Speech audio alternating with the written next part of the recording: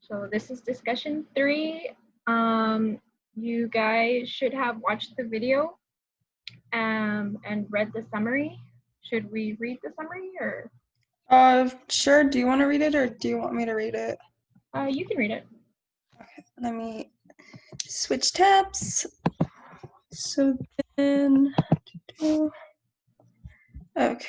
So the case summary is: the following facts of the case emerged during the trial in the testimony and cross-examination of the plaintiff, John Cooper, John Cooper's doctor, and Coach Smith.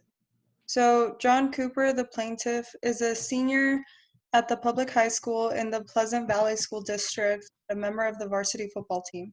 This team has been led by Coach Smith, a chemistry teacher, for 20 years. While playing in a varsity football team, John jumped and tried to catch the ball. He missed the ball and fell. He hit his head on the ground, which knocked him unconscious for a short period of time. After becoming conscious again, John felt pain in his head. He asked for permission from Coach Smith to leave the field, and he was allowed to leave. John told the coach that his head was bothering him. The coach was the adult in charge of the varsity football team. Coach Smith remembered that John had had a concussion in a football game last year. Because of school training, Coach Smith also knew that getting a concussion makes a second concussion more likely, and that a second concussion can cause brain damage or death. He was aware that state law requires a concussion evaluation before a football player returns to the field if that player exhibited symptoms of a concussion during a game. Example is losing consciousness, but Coach Smith did not examine John. Later, he put John back into the game. Once again during the game, John hit his head on the ground, which then knocked him conscious again. The day after that game, John saw a doctor. Doctor diagnosed John with a concussion. The doctor warned him that he might experience many symptoms, including depression, difficulty learning, paying attention, and headaches or migraine. He was put on brain rest, which meant that he had to limit all tasks that involved physical and mental effort, exercise, homework, driving, to help his brain heal. He could not attend school for an entire semester, and his attention and learning problems caused his grades to drop dramatically. Even after his brain rest, John could not focus his attention in class and could not learn new materials.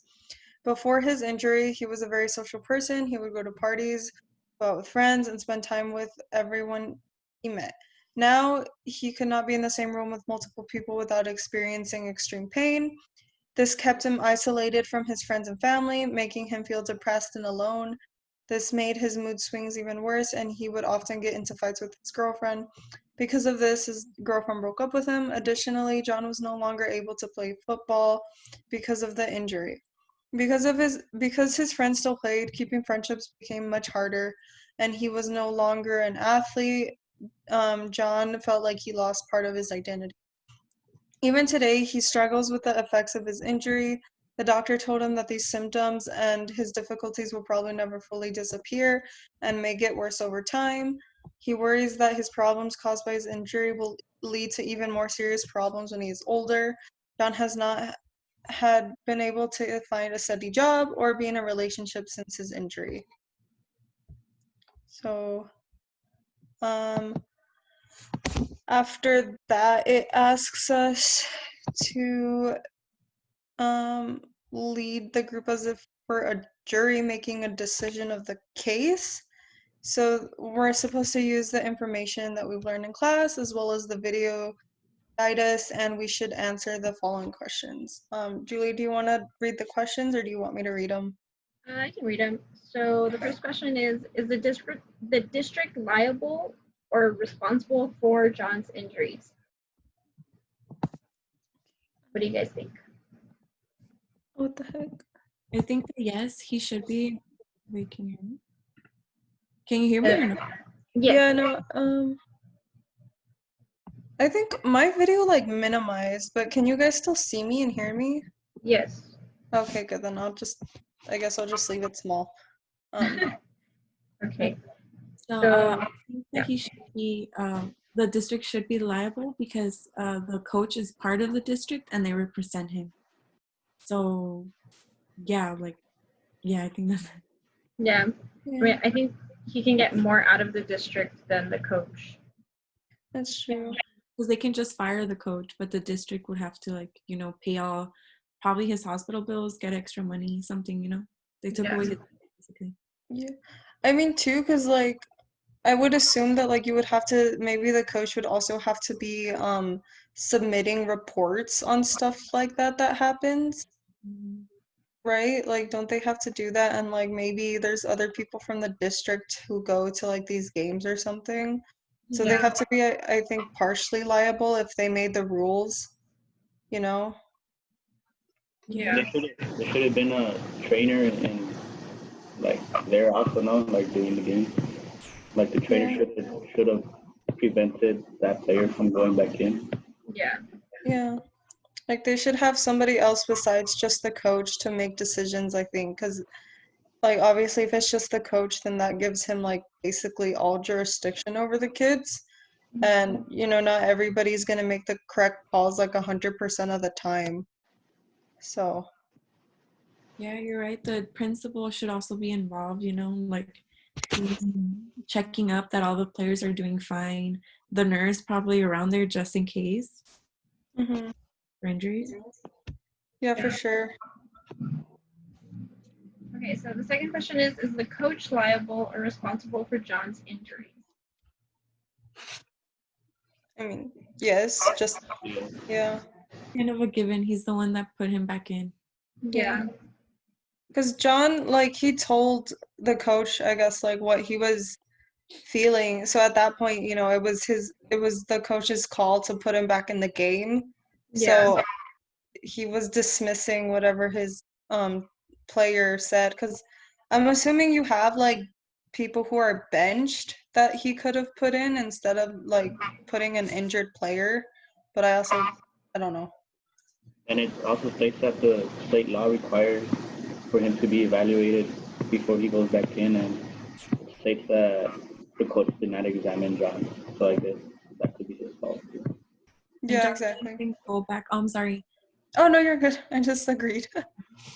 John didn't even go to the doctor till the next day, which is bad. He should have been examined like right away and Yeah. probably sent to the doctor anyway also.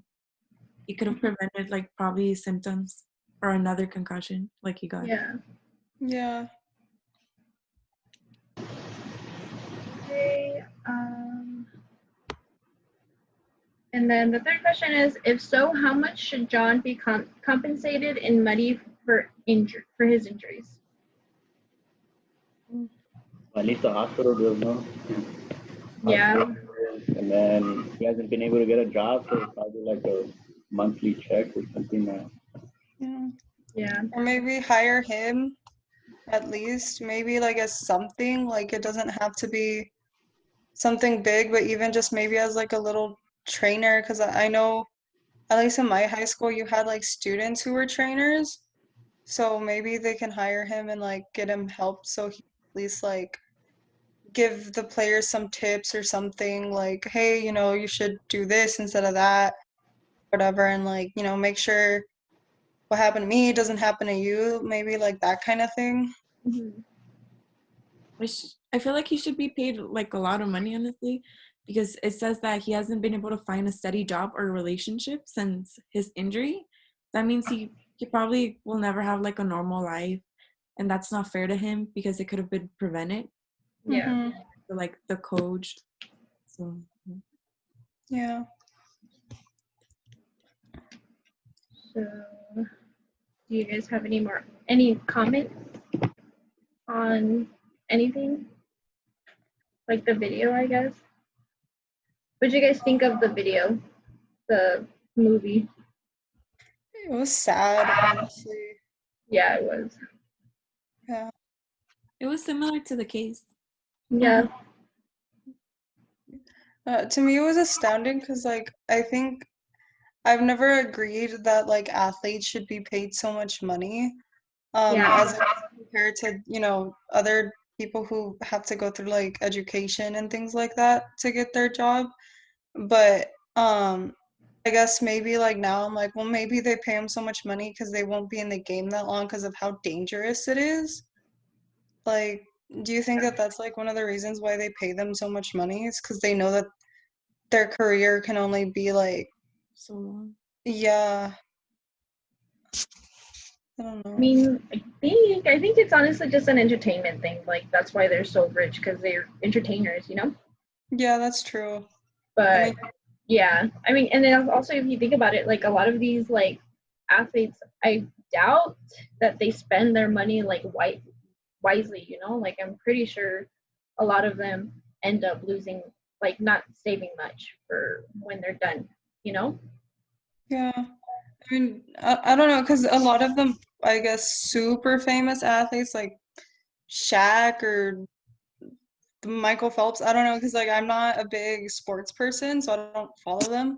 But sometimes I see like what they spend their money on. I'm just like, why is that necessary? Yeah. It's, I don't, I mean, I guess like, I mean, they're really, really good at what they do, and I'm not gonna like say that it's easy competing in the professional world, but also it's just other people could be paid more than they are, and because like you said, it's entertainment. So to me, it's just not worth like that much more than say like what a teacher makes. But Yeah. that's also just more personal opinion, I guess. So I don't know. I thought it was crazy how the what was it, like the neuropsychologist or like the psychiatrist of the team, how he was saying that no, it doesn't lead to like um what's it called, brain problems or Oh illnesses. yeah. They won't get dementia or anything like that when there had been like studies that proved it, but he just kept on saying like no and no, and that just made them look bad. Right? But yet like people are still believing the NFL, like, you know? Yeah, Mm. It's I mean, so that's annoying. it's just biased, spineless. Like you don't want to believe that somebody or like some persona that you follow would do like all these things to the people that you admire so much. Yeah. Um, because I mean, then that's just like, well, why am I spending all this money on them? So of course they had to like save their own butt. But yeah, like like if you're a doctor or whatever, and then you like don't use science the correct way, even though that's how you were trained, it's just like I don't understand how that kind of stuff happens. Yeah. Yeah. I don't know. Well, it's the world we live in, unfortunately. Yeah.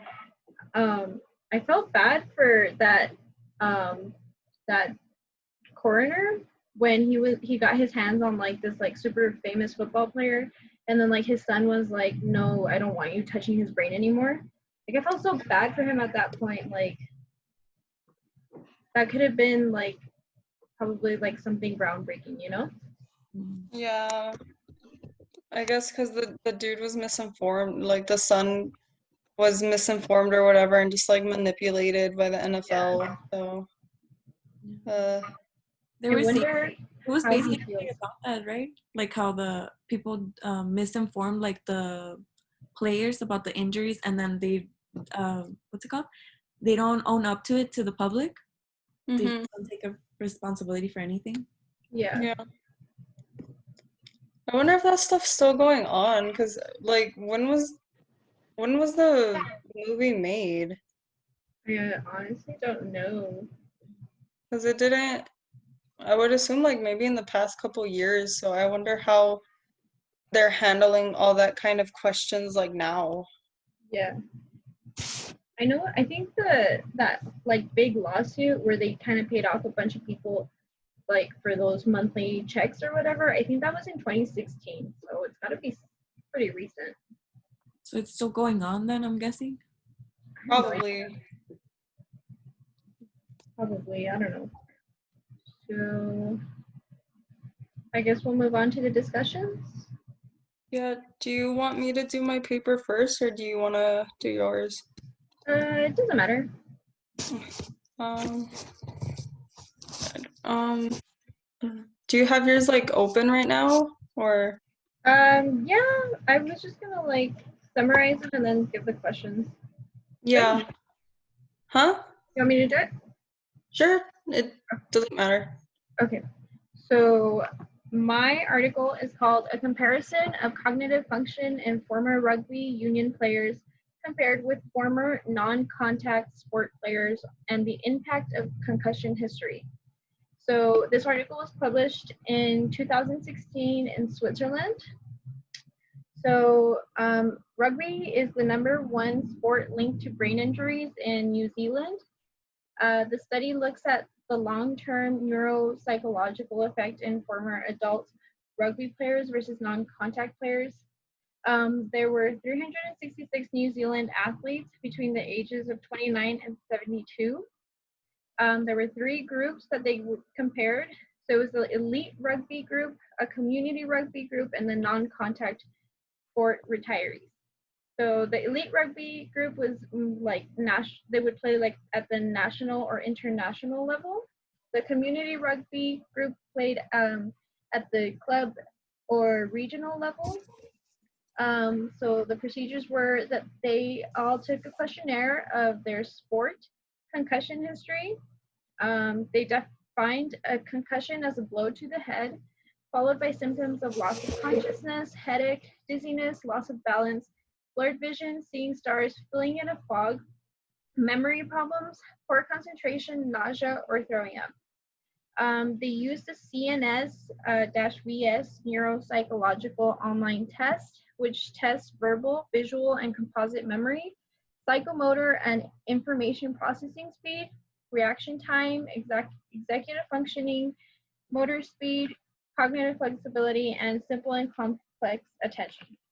The results showed that the elite rugby group performed worse on tests of complex attention, processing speed, executive functioning, and cognitive flexibility compared to the non-contact group. And the elite rugby group also performed worse than community rugby group on complex attention. The community rugby group performed worse than non-contact group on executive functioning and cognitive flexibility. And their conclusions were that evidence of small to moderate deficits in cognitive functioning of former elite and community level rugby players in comparison to former non-contact players. Yeah. And then, so do you guys have any questions for me before I begin, like just to clarify things? No? Okay. So my first question is, the study required the athletes to self-report the number of previous concussions. Do you think that may have been a limitation in the study? Yeah, because like in mine, and I'll obviously go into later, but like that was one of the limitations they listed. So I mean, a player can just not be aware of like certain symptoms they may have, or just pass it along as being like, oh, like nothing's wrong, I guess. So if they don't like acknowledge any concussions or anything like, or any injuries, then they're not going to report it. Or they like may over report or under report, because I mean, you know, like we've said, like our memories aren't 100% accurate, so we might not report accurately either. So yeah. Yeah, I agree with you, because you know how sometimes how we learned in like psychology classes that people sometimes want to come off a certain way. So Mhm. they report things a certain way to make them look better to the researcher. Yeah. So I think Yeah. that's a limitation for sure. Okay, so my second question is, the study did not include baseline results for each player prior to playing the sport. Do you think if this was a longitudinal study, would it had altered the results?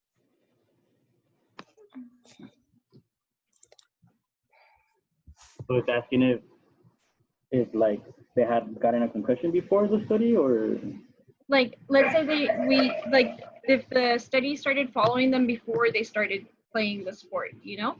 oh, okay, yeah, Yeah. yeah. Then yeah, I think it would, but like in a beneficial way, where they could like see that before they maybe perform as well as what was the comparing group? The non-contact sport players? Yeah, they're not. Yeah, like maybe they had like the same scores as the non-contact levels before they played rugby. So I think, yeah. Yeah. Like it would make the results more significant? Yeah. Because you could see how somebody is like, before anything were to happen to them, and then you could just compare. I mean, because you would be able to compare them to themselves as well, like before. So not only would you be comparing it to like maybe a different group that like stayed away from sports altogether, but you can compare those players like to how they used to be, I guess you could say. So it would definitely like change it. Yeah. Yeah, she has a point how you can compare yourself like before and after and get to another group and you can see like significance effects, you know? Yeah. Okay. So my third question is, do you think the sport can be altered to be less impactful on the head? I don't know if you guys know anything about rugby. No, but at least I know that in the NFL they have made adjustments where like it's illegal for you to hit them like directly on the head. Even Yeah. they get fined like I think it's like $35,000 per hit, something like That's that. crazy. Yeah, so I at least in the NFL I know they've tried and they even tried using different helmets, but yet a lot of players deny using those new helmets. So, but at least they're trying, I guess. Yeah. Yeah. I mean, because I think it's hard whenever like a sport is already like super aggressive, and then because I know like different sports. I think even in the video, the guy who was, I guess, the brain gatherer. I don't the Oh Chris, yeah. I think his name was. He said that he was what, like a wrestler or something, or I don't remember. He was in like one of the hitting sports, I guess you could say, but he got hit on the head a lot. And what I was like taught is maybe it doesn't apply to the form of like fighting he did, but I think you're not allowed to use your head like at all. Like that's just like an illegal move. And so when they showed clips of him like like hitting like another player like basically bashing his head or whatever, I was like, why didn't the ref like flag that, I guess, because even though it's entertainment value, like you could literally like kill somebody if you hit them like way too hard. It doesn't matter like what sport it is. Yeah. So I think like they should alter at least like what areas are allowed to be hit so it's not as lethal. You said rugby was a leading brain injury. Yeah.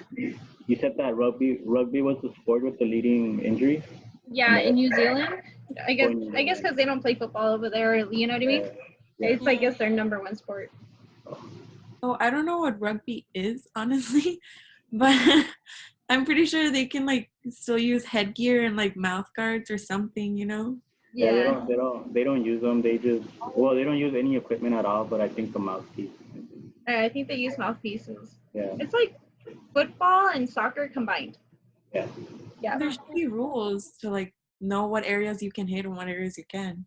For Yeah. sure, it has to be off limits. Mm-hmm.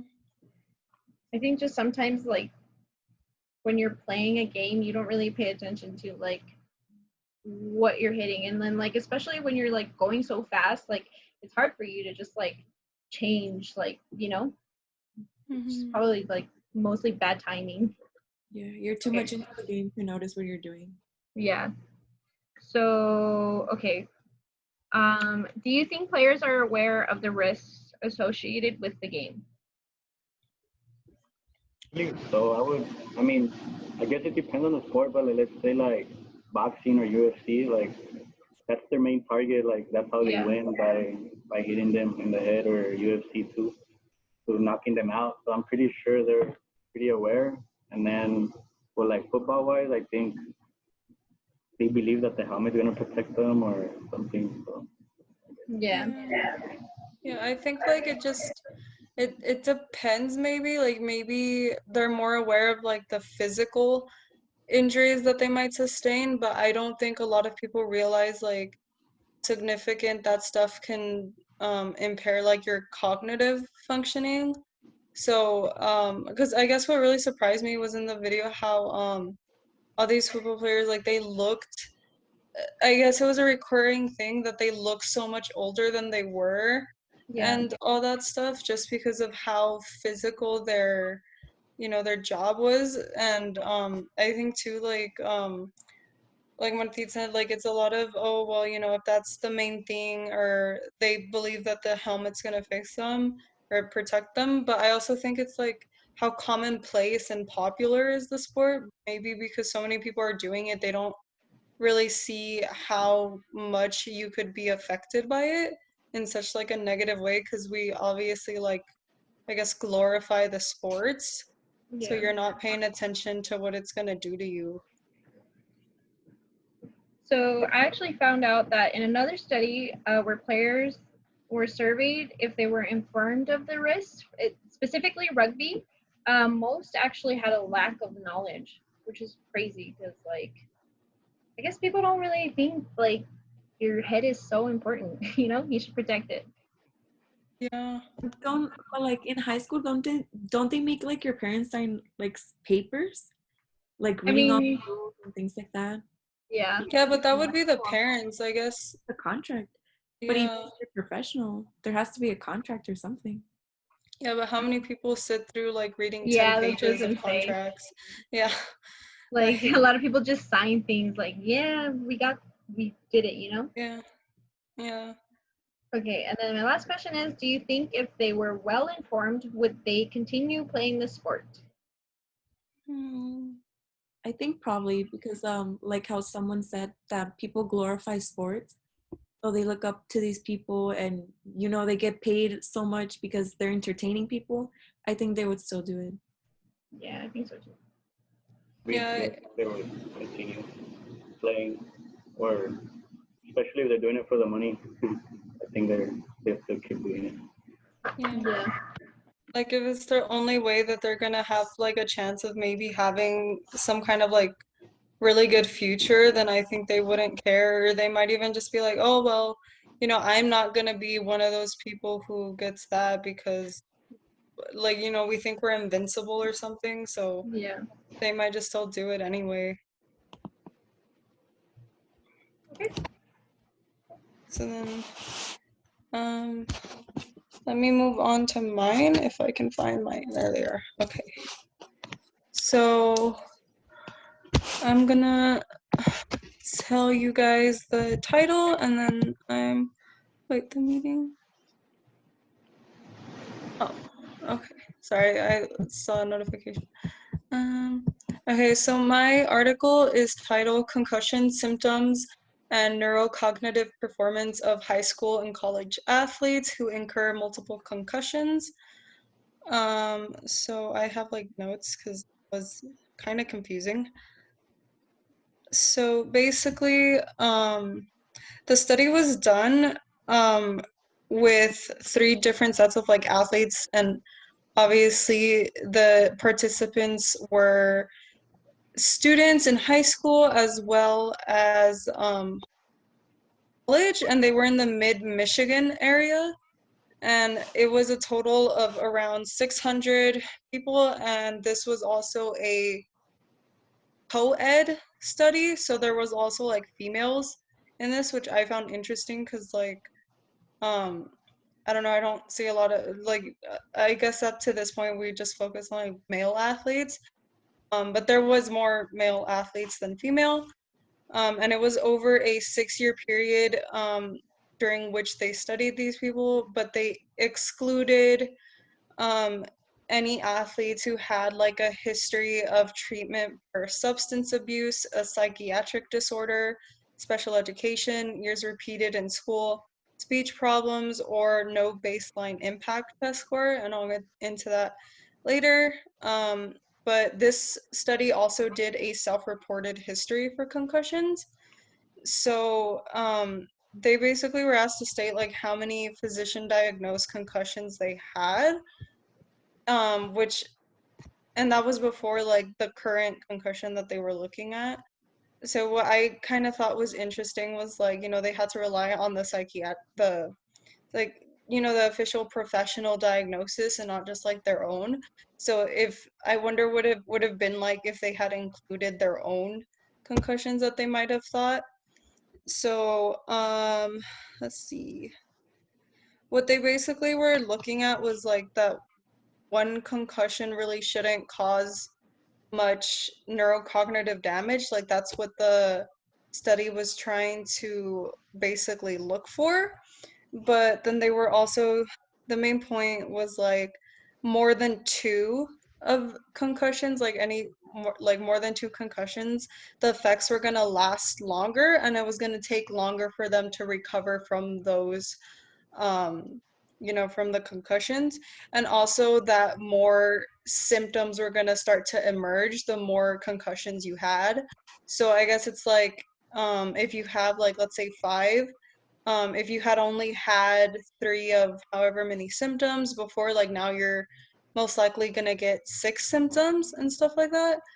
So basically, they did a cohort design, and the main way that they kind of like tested how the concussions were impacting these athletes was that they did a impact test. So let me remember what that stands for, because I don't think I don't know if we talked about that in class. I don't think so. So it is, where is it? Okay, so it stands for Immediate Post-Concussion Assessment and Cognitive Testing. And they also tested the neurocognitive test battery. So they basically looked for how the athletes were doing on tests for verbal and visual memory, along with processing speed and reaction time. And then the symptoms that they were looking at were divided into 4 different clusters. So you had the migraine cognitive fatigue cluster, the affective cluster, the somatic cluster, and the sleep cluster. So they basically were just seeing, they did like an ANOVA test, and they did different tests to see like how each of them were impacted as compared to their baseline. And the results that they found was basically that, what's it called? So verbal memory was impaired. So was reaction memory, and the migraines were more prevalent than any other system.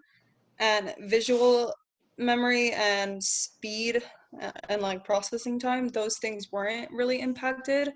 So there wasn't really like a significant change from having one concussion to like multiple.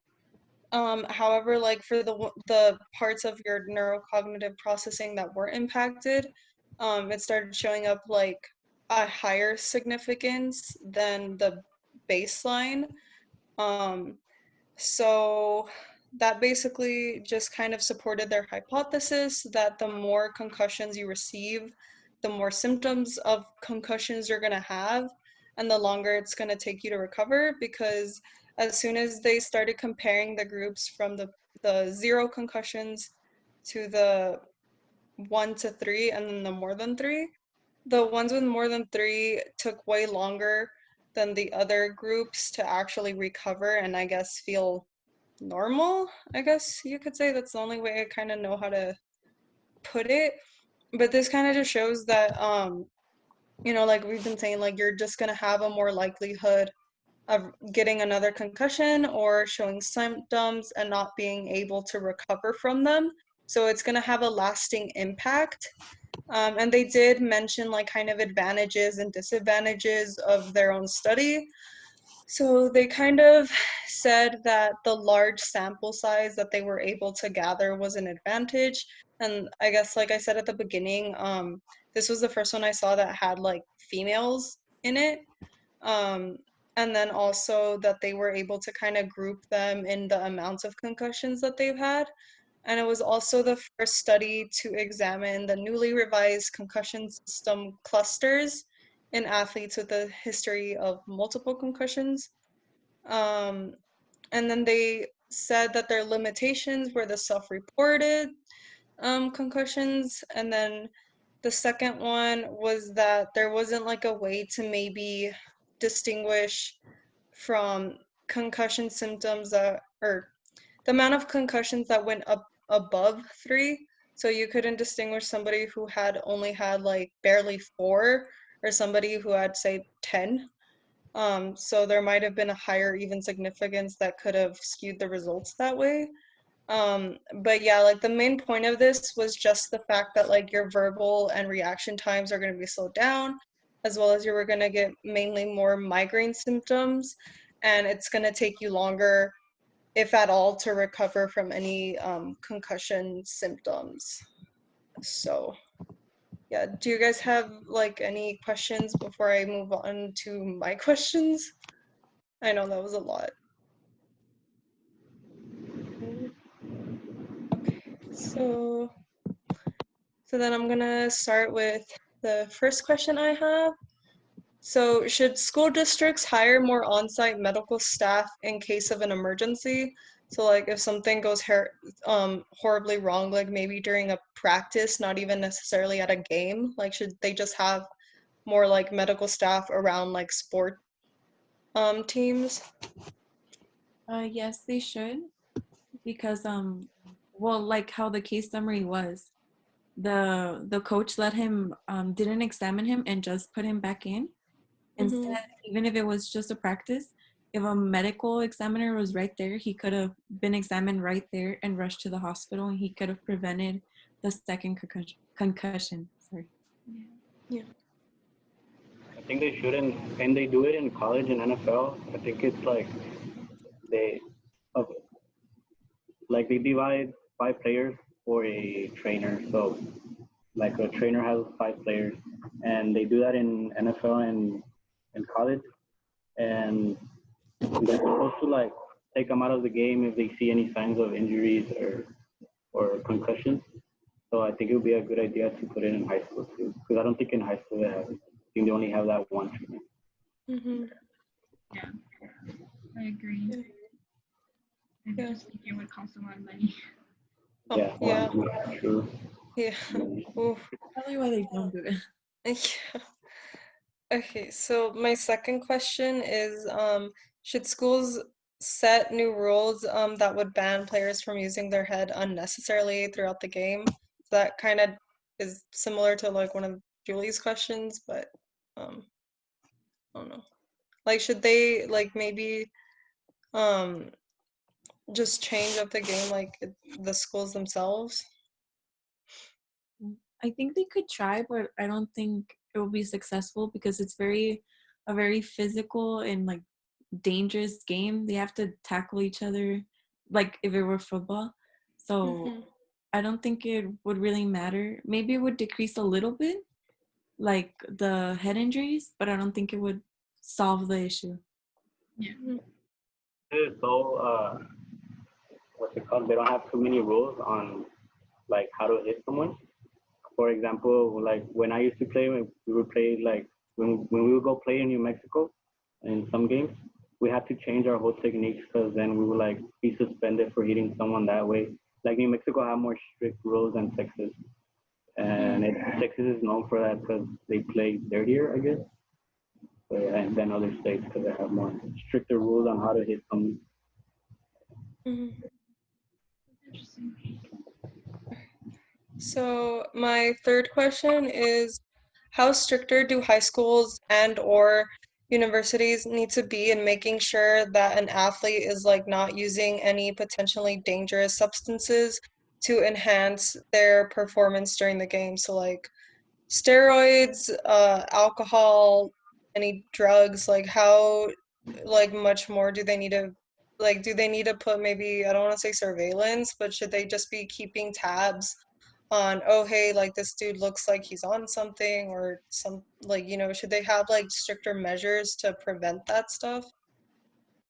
Yeah, I think they should. I'm not sure how you test if someone like, well, you can see like the physical appearance, but I'm pretty sure your blood or like your hormone levels change. So maybe they can just do like a monthly blood test if the players will allow that.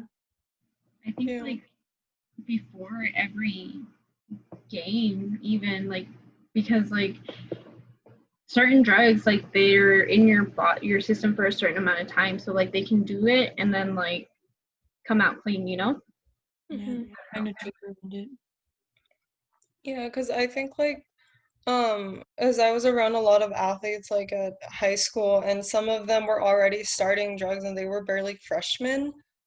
So they didn't look like freshmen. They looked like, high school seniors or whatever. And the coaches like didn't really, I don't know if they didn't notice, or if they just didn't really care, but it was kind of obvious that like something was going on. And then I think that's just like an issue in general because that could affect somebody else that they're playing against. And at that point, like to me, that's cheating in general. So Yeah.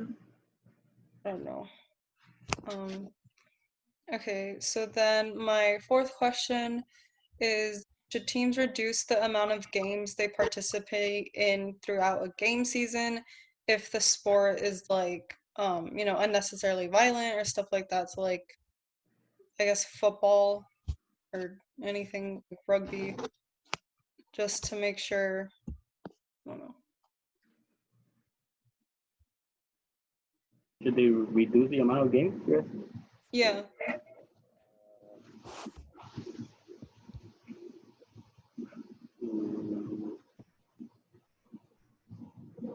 As a fan, no, but safety wise, I guess yeah, it could help, but I think it could only take one hit to make a difference. You get me?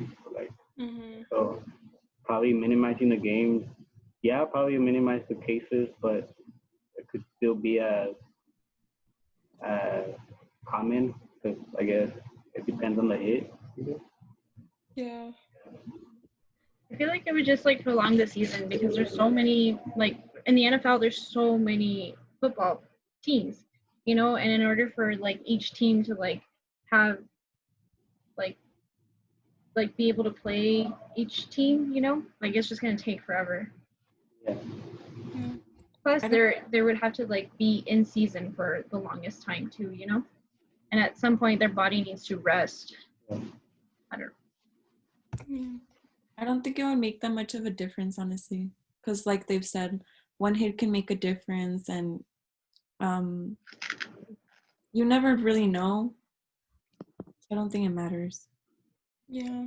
I mean, I think my reasoning behind this was just because with the video, how one of the, I don't know if it was a player or like one of the doctors, he said that there's so many what do you call it, like little concussions that you obtain during a game. So even if you don't get like one concussion, you can get like small ones that can, start to accumulate.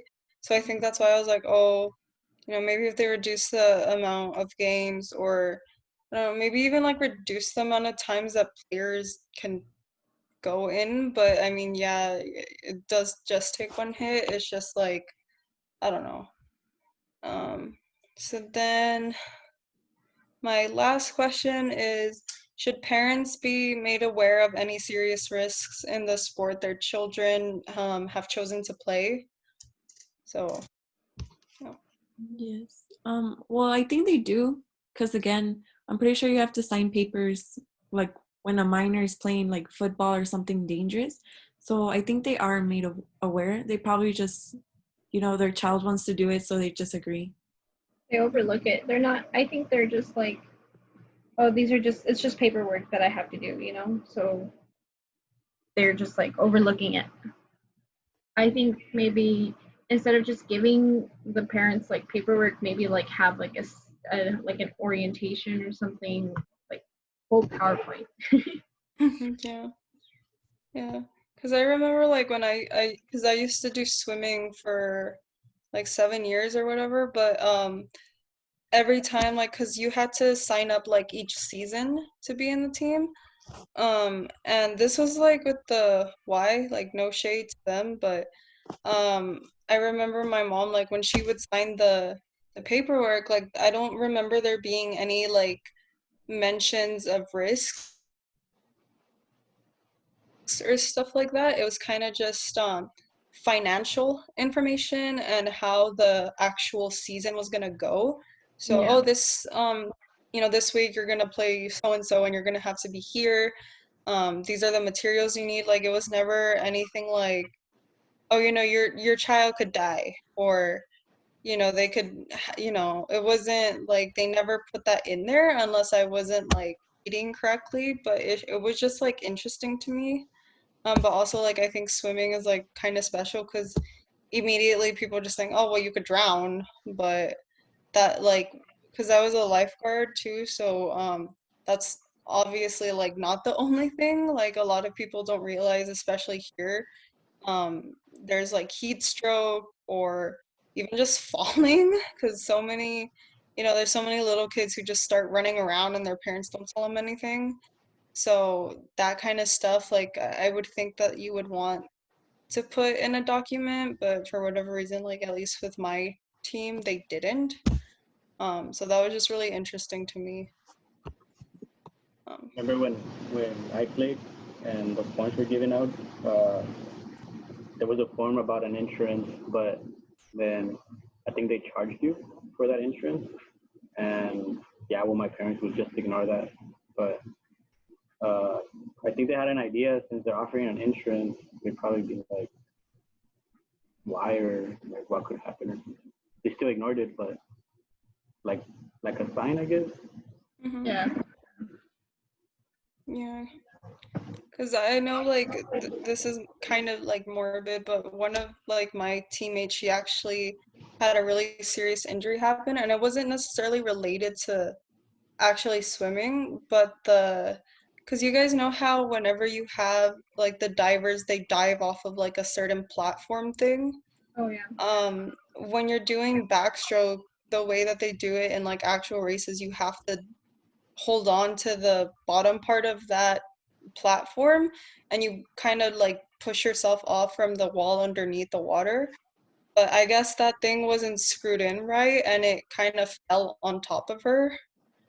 And to like at least to my knowledge, like I think the Y barely paid for any of her medical bills, even though that was like something that was bad on their part because that was like their infrastructure that was wrong. So I think yeah, like they helped her pay like the medical costs and everything, but like that's just something else too that like maybe I think parents should be made aware of, like if there's certain dangers within like whatever um I guess area that players could be in. I don't know what other sports maybe have that kind of danger because obviously like swimming, like if you're in the open water, the ocean, like fish and sharks, but I don't know, like can you guys think of any other sports that have that kind of like dangerous surroundings?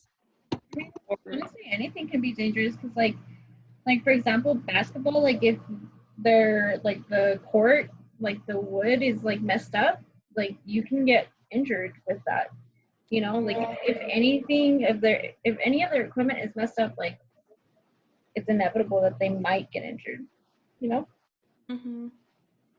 Yeah. Yeah, I think that's something like we should be like made aware of because I mean I didn't think of that like with the basketball just because like the wood looks fake to me since it's always like waxed, I guess. Like I don't realize that, oh yeah, that's actual wood that can splinter and stuff. So yeah, that's a good point. I guess it's just like things to think about. Like Yeah. she said, they should probably have like a presentation for the parents and like show like the possible injuries that could happen and make them like more aware because by them reading, like she said, they would just overlook them. They don't really like care because the kid wants to like be in the sport, and even if they show like the insurance, the parents just like won't care. Yeah. Mhm. Well, for sure they have a video, but it's like non like injury wise. They just tell them how to behave in the stands. So I don't know how that's more important than getting injured. But I know for sure that video is shown to them, and it was Yeah. necessary for them. But yeah. Yeah. Okay. I don't know. So, I'm sorry. Oh no, you're good. So, on the rubric or whatever, it says it has the questions to consider. Do you guys want to go over those? Yeah. Yeah. Okay. So the first question says, does playing football without concussions or subconcussive hits have long-term effects on memory?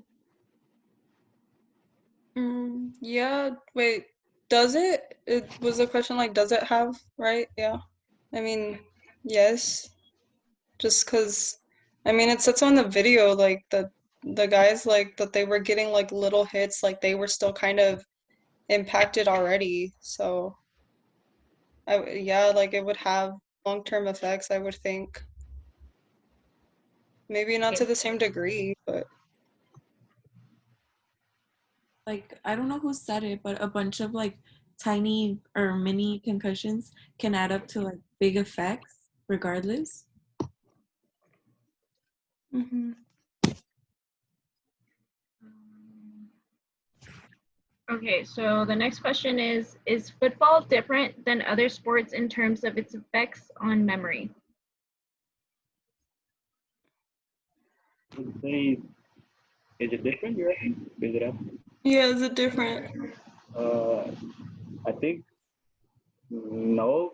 For example, like boxing, they get hit a lot in the head, or UFC, wrestling. So, I Yeah. mean, I don't know, cause like a boxer only fights twice a year, and an NFL team plays 16 times in 6 months. So, I don't know. I guess I don't know. Yeah. Maybe it's in the same category as like those sports that have like that usage of the head and all that. So maybe it's like not that different, but like you said, like it just depends. Like maybe they have more significant damage because they play more often. So I don't think I think no, because you can get injured playing any sport honestly by any little thing like the conditions of the field or other players. You just never know. Okay, and the last question says, if you answered yes to the previous question, should football be banned? um, None of us answered yes. mm, I mean, because well, I wouldn't say it has to be banned. It's just like to me, I think you should just not over glorify it or like ooh, just make sure people know like what they're signing up for and just maybe have them watch that video and just be like, oh, this is what can happen to you, or I don't know, like just there should be more of an awareness, I guess. I think you're right with the awareness. Yeah. People don't really understand the consequences of a head injury, so they don't really care to even learn about it either. Yeah. Okay, so I think we're good. So I'm gonna stop recording, okay? Okay.